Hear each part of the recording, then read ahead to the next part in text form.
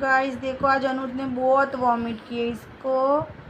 कल तो उसने खाली राइस खाया था, दही भात खाया था, आज उसने इतनी वॉमिट की है।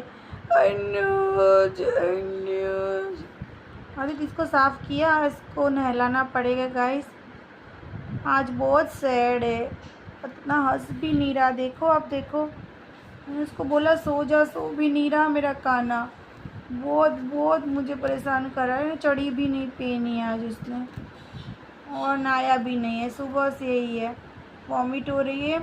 अब तो इसके लिए दवाई ले आओ थोड़ी, इसको ऑफ्लोक्सिन देनी पड़ेगी। वॉमिट और डायरिया हो गया इसको। हाँ, कनू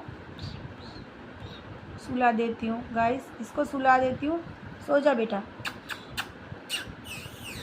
सोने से क्या इसका दर्द भी कम हो जाएगा। पेट में इसको बहुत जलन भी होती है, गर्मी बढ़ गई है ना।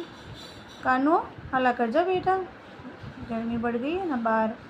सो जा दिक्कत, सो जा सो जा।